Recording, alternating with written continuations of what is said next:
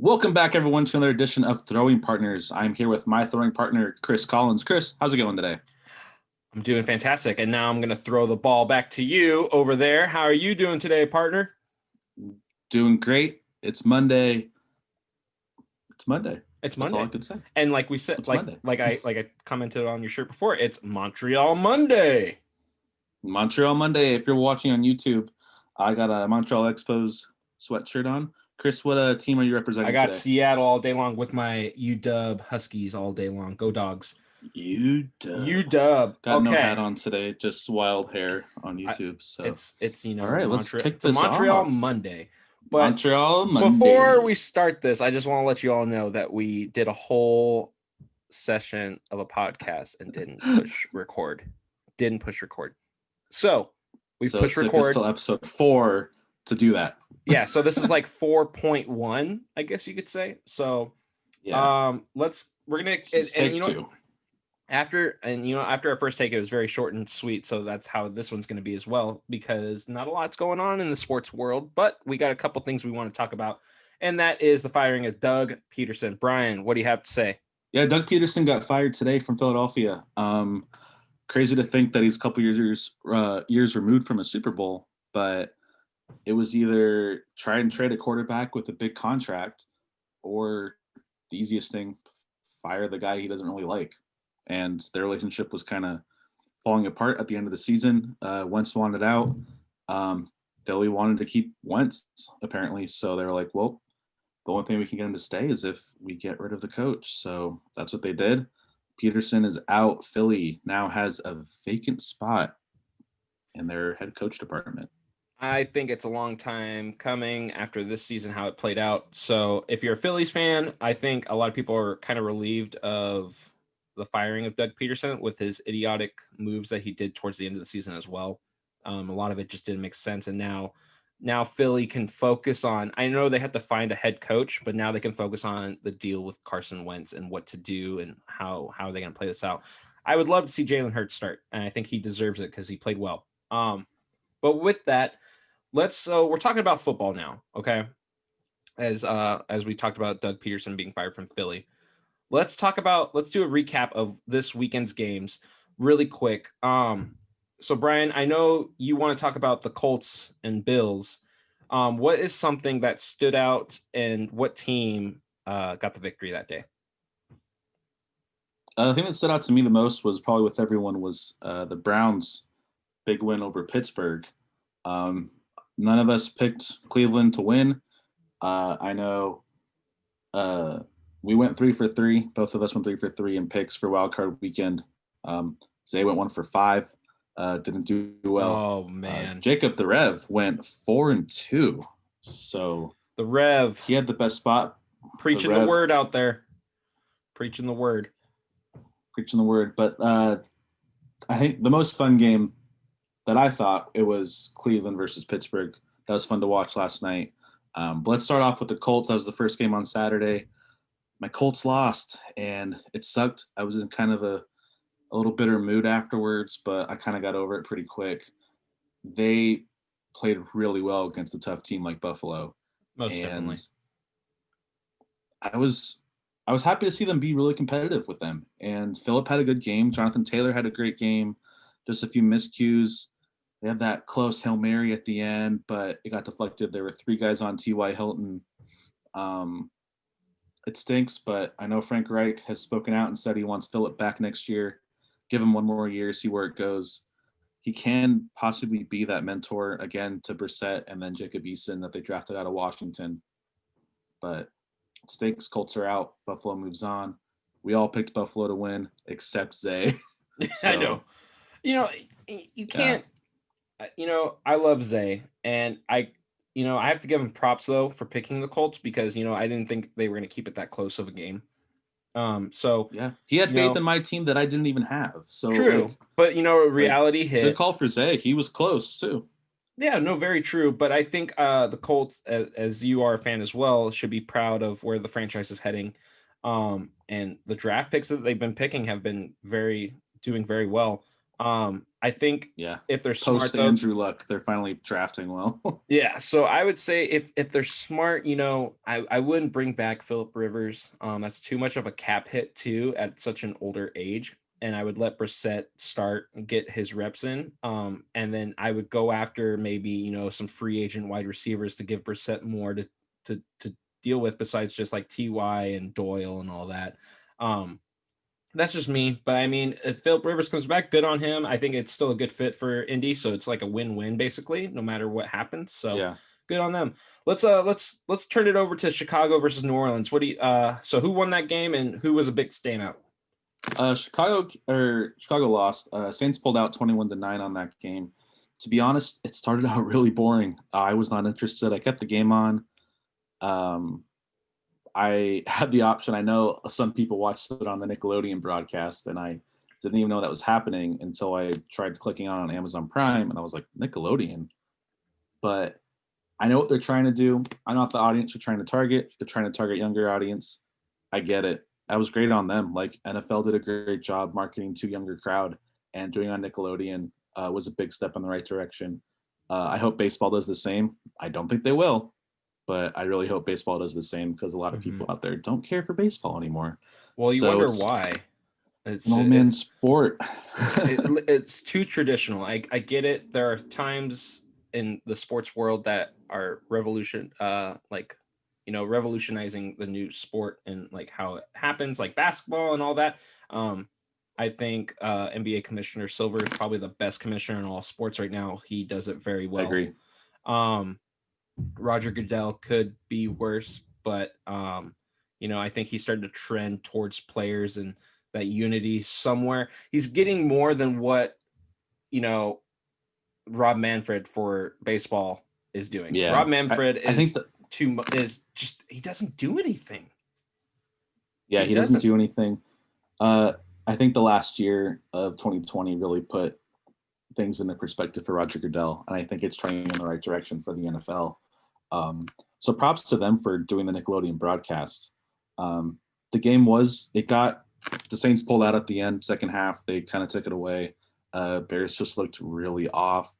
The defense held the Saints to only 21 points, which is pretty great. That's the thing that the Bears have had all season. It's just a good defense, and at times it was in and out during the season, but it showed up last night. So if you're a New Orleans fan, I wouldn't say to panic after that win, but I would say panic if you had to play Green Bay if you go to the championship, which I can guarantee you Green Bay is going to that championship. Oh, yeah, hands down. I think Green Bay's the favorite in the NFC.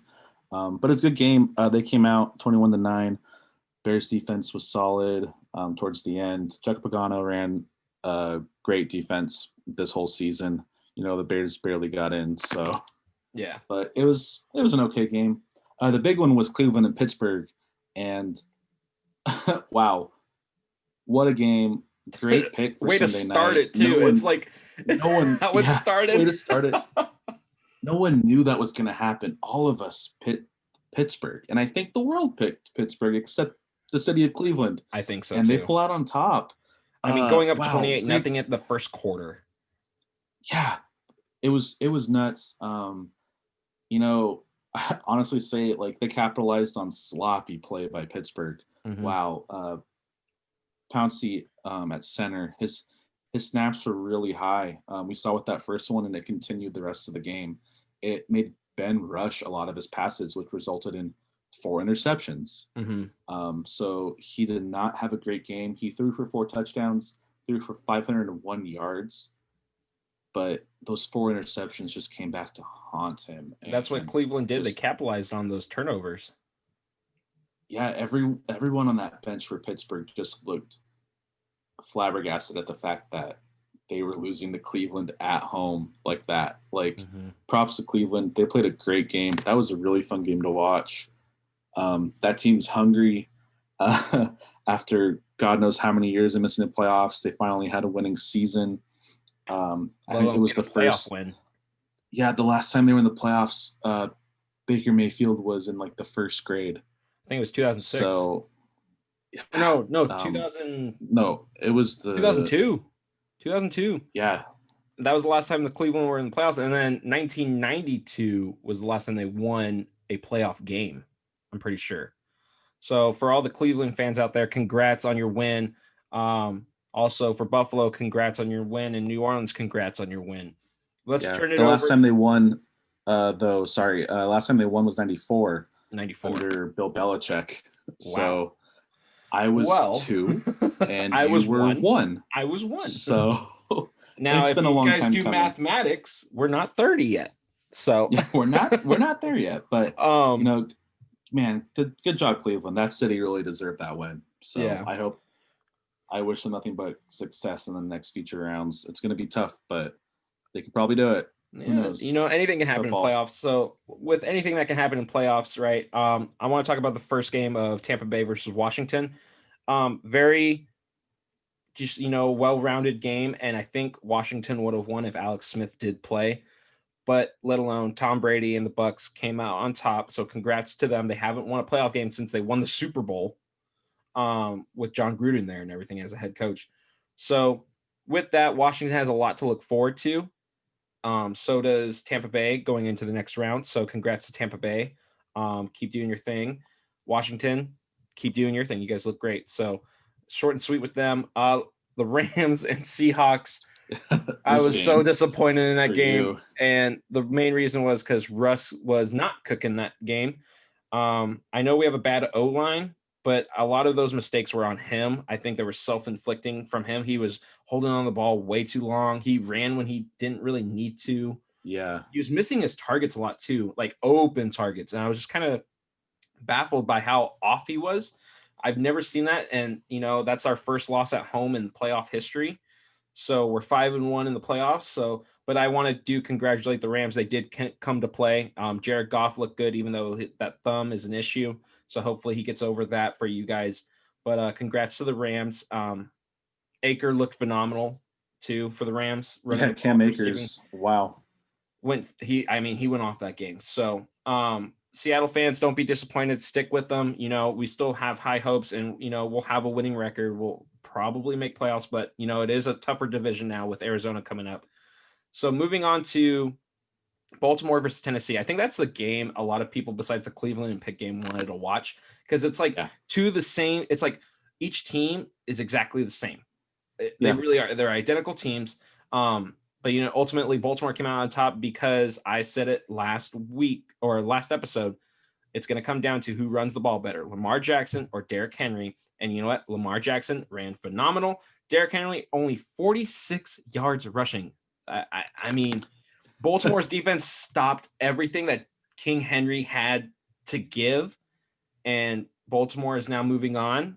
Congrats to them, and they're hot at the right moment. They got hot at the end of the season, and now they're just scorching through it. And you know, that's a scary team to play in the playoffs. Yeah, it's always scary for opposing teams. Like Baltimore is getting hot at the right time. We see that in every sport. Look at the Nationals 2 years ago. Mm-hmm. They got hot at the end of the season, rode it right through the playoffs, cruised. It was great. Having Derrick Henry rush for 40 yards out of 18 carries is just after a 2,000-yard season. Yeah, props to Baltimore's defense for holding him down. Wow, and Tannehill only threw for 165. Yeah, Baltimore's defense they did not know what to do. Yeah, Tennessee's offense had no idea how to get around Baltimore's defense, and you know what? That's something that Baltimore has been looking to have for a while, and they finally have it. And then Lamar Jackson got his first playoff win, so congrats to him. He always says the haters are going to find something new to hate about him, and you know what? I don't blame him, because you know, critics always do, and no matter how successful you are, they will always criticize you. But Lamar Jackson, I think you're doing great, and I think you were an MVP last season for a reason. Yes. And now you are playing like an MVP again in the playoffs, which is good for him. So, yeah. Chris, do you think that game a few weeks ago, he really had to poop? Like if that was poop or cramps? Oh, he definitely had cramps. He had cramps. I've done that walk before. You know, I mean, you could look at the tape. I know everybody says it's waddling. He's waddling. Nobody waddles with a cramp. I do. When my leg's stiff, you can't run and bend your leg. You can't even move it. And I've done that same run trying to not poo. So, But they call him Superman for a reason. He had to make a yeah. big re-entry back into that Cleveland Yeah, thing. he either went to the bathroom and fixed things or he got that cramp out. We don't know. Only he knows. Well, he said he's cramping. You have to trust the source. Yeah, trust the source. So, someone needs to do a DNA print on those toilets in the locker room. No. No. But that's it. That's it for the NFL. Quick and easy. We're in the playoffs, so the next episode we're gonna do our picks. So tune into the next episode to find out what our picks are. But let's move into a very quiet MLB. The only big thing is the signing of Kyle Schwarber to the Nats to Washington for a 1-year, $10 million deal. Short and sweet for me. I think it's a great pick for very cheap. And if he does well there, I can see him signing long term there. But other than that, I think he's a great fit for Nats. So what do you think, Brian? I agree. Schwaba. It would have been great if he went to Boston saying Kyle Schwaba. Yeah, Schwaba hit one out of the park there. 10 million is not a lot of money. And I think he was making less in Chicago. So the thing that gets me is like Chicago didn't tender him a contract. He wasn't in their future plans for the team. But that's still, he wasn't making a lot of money with them. So they're really cutting payroll. So he gets 1 year, 10 mil with the Nationals. Good pickup by them. He can play the corner outfield spots. He can play first. He's a good lefty bat off the bench. He hits for power. He's still young. He's only 27. It's just sad to see him go from Chicago. He did a lot for them in his time there. He did a lot for them coming back off of injury in the 2016 World Series and got them a title, the first one in 108 years. But it just shows that Chicago's looking to shred, and they couldn't give him 10 mil, which is probably what he wanted. Maybe, who knows? Only they know in the front office. But go ahead. I just wanted to reiterate. I think if he does well and if he's a good fit in Washington, he's going to get a contract extension. I don't know how much or how well he performs, but I think if he does well, he stays in Washington. If he doesn't, they move on, of course. Yes. So it's a very great signing from the Nats at the standpoint for the amount of money they signed him for, and let alone the potential out of it. Because they could also, if he's doing well, they could also trade him for more picks or more prospects, So I think the Nats were very smart about this, and I think Kyle Schwarber is very smart too, because I think Chicago, like you said, they're somewhat in the middle of like, we want to compete, but we also want to rebuild. And so it's just like, I think a fine line in Chicago. So I think it's good for Washington to take him. I think it's good for them. Man, Chicago, they had this window, and I think they really banked on it being open past 2016, but it just wasn't there either with inconsistent pitching or inconsistent hitting. It's tough to see. Like, they were supposed to have this long run, and it didn't happen. They did it the right way. I mean, they got all those guys. They came a year early. Remember in 2015, they weren't supposed to compete, and they went to the championship series against the Mets. Yeah, most definitely. So they did really well. They could definitely prove us wrong this year too, because I honestly didn't think they were going to make the playoffs this year, and they did. So yeah, but Schwarber out of Chicago playing for the Nationals. I think he'll have a big season there if they play a full season, and he might get a contract there again, or he'll play the year out, do well, and maybe sign with an AL team if they don't keep the DH. I think Schwarber's a guy like Giancarlo Stanton, who's not going to see a lot of field time and be a full-time DH. And if they're not going to have it in the National League, his best bet is to get a contract in the American League. And there are teams that would really like a lefty bat with power in their lineup. So yes, I mean, MLB that's is it for MLB. Yeah, MLB is definitely a lefty sport, though. Sorry, I was just going to say it's a lefty sport. So, but with lefty swings are really pretty. Yeah, and well, I mean, pitchers that are left-handed have a natural slice to their ball. So, just for you fans out there, if you didn't know, if you're a lefty, play baseball. So there you go. The more you know. The more you know. That's like, you learn something new every day. So, but with that, we're done with MLB. We're on to the NHL, which is even going to be shorter and sweeter because they haven't started yet. But here's the thing: it's getting a little sweet lips touching there because the NHL season starts on Wednesday. I cannot wait. 13th. They are I'm excited. I'm not really, you're the hockey buff on this podcast. Mhm. I'm a casual fan, but it's really fun. I think it's more fun going to the games, but watching on TV is kind of tough for me. But I'm excited for this season. It's going to be fun.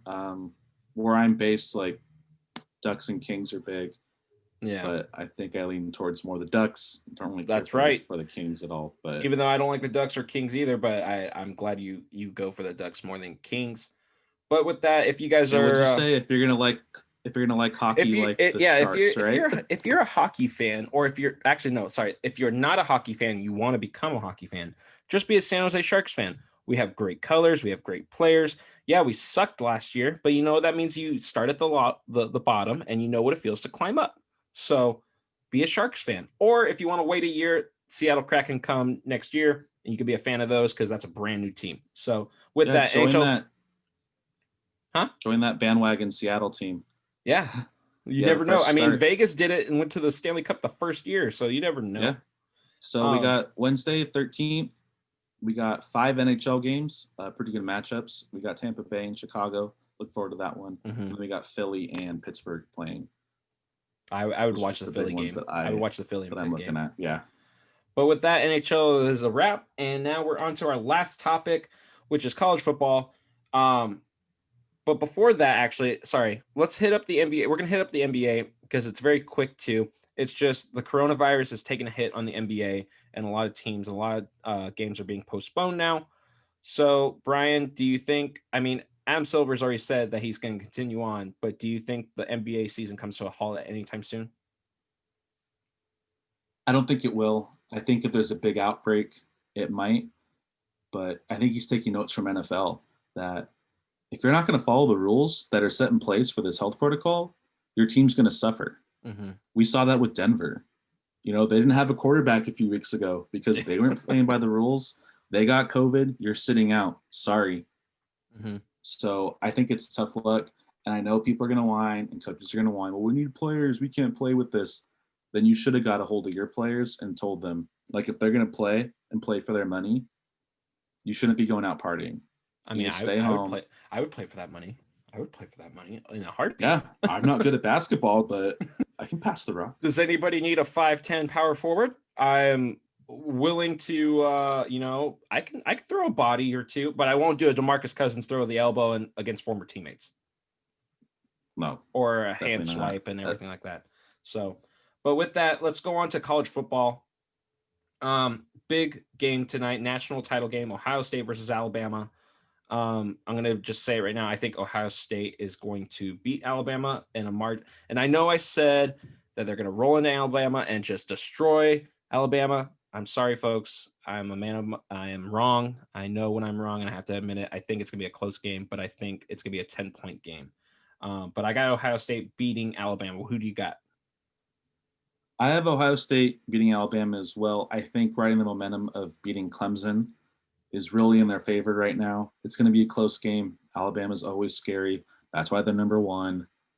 But I see Ohio State pulling this game out. It's going to be close, like you said, 10 points, maybe even less. Mm-hmm. But it's going to be a brawl. And I think the Buckeyes pull out with this national championship win over Alabama. It's well deserved. I mean, any team, even Alabama, if they win too, it's well deserved as well. But with that, folks, if you're especially listening, in a season, yeah, especially in a season like this, exactly. Like it was just like nobody knew what was going on. So hopefully, I mean, it's not hopefully, but we will know a winner tonight. So, and with that, the last topic is the Hall of Fame inductees for the college football. There's 3 names I just want to kind of point out, and one of them that's kind of like out there is Tony Romo in Eastern Illinois. There's not a lot of big fans, so I can't really talk about Tony Romo in college, but one of the college names I like that got inducted is Darren Sproles from Kansas State. Had a great career in the NFL for a long time, and no matter how small he is, he defied the odds and just was a powerhouse at Kansas State. Oh my gosh, my roommate just scared me so bad and through my window. So if you're watching on YouTube, I just panicked because my roommate is laughing hysterically outside right now because she scared me. And I'm going to, after this podcast, I'm probably going to have to talk to her about that. So, How about this? You replay last night's Cleveland-Pittsburgh game oh, I could, to yeah, get back at her. just because she's a Pittsburgh fan. Yes, I will definitely do that. And she's trying to relax and everything. I'll just do that. So, but anyways, back to college football. After Darren Sproles, I do, my heart's pounding, but I like the induction of Bob Stoops from Oklahoma as the head coach. He had his whole career there as a head coach at Oklahoma, won a national title, one of the most winningest coach of all time. So it's good for him to see that. And the last one I do want to talk about is Carson Palmer at USC. Was great in the NFL as well when he played in Cincinnati and Arizona and all that. So with that though, Brian, do you have any? Well, hold up. What about Bob Stoops? I already talked about Bob Stoops. Bob Stoops. I said Bob Stoops. The last podcast where we didn't record. I talked about Bob Stoops just now. Were you not listening? Oh. So, folks, if you're playing on Spotify, and you hear me talk about Bob Stoops, please leave a comment in our Instagram or something and tell Brian to get a hearing aid. So, but with that, Brian, I think the whole recording mishap earlier, I've kind of thrown off a little bit. I think that's throwing us all off. But with that is a wrap. It's short and sweet. So I just want to tell you guys, as always, follow us on Instagram, follow us on Facebook. We're Throwing Partners on both of those. Just look up Throwing Partners. Also, listen to us on Spotify, Apple Podcasts as Throwing Partners, also on YouTube as Throwing Partners. And if you have any questions or comments, please leave them in the YouTube comments or direct message us on Facebook or Instagram. And also, as always, you can email us at throwingpartners@gmail.com. And for my final note, sign off here, I'm just going to say, as always, stay safe, be healthy, be a kind person, and on to you, Throwing Partner. Just to reiterate what Chris said, if you have any questions or you want us to improve on something, if we missed something, if we got something wrong, let us know. We don't have a fact checker, so be our fact checker. We'll bring it up in the next episode, admitting we were wrong. We're just doing this for fun. We're just trying to get it out there. Like our info says, we are striving for mediocrity. And I think that's what it's about. I think we're at the bare mediocrity, but we want to be in the middle. Like middle of mediocrity is like, I guess you could say, is that like, does that go against each other if you're in the middle of a middle? The middle of mediocrity? Middle of middle? I don't know. But with that, yeah. As Brian contemplates how life is now of mediocrity, I'm sorry, that was so funny. But with that, we are signing off, Throwing Partners. Thanks again for listening. Thank you, guys. Have a good week.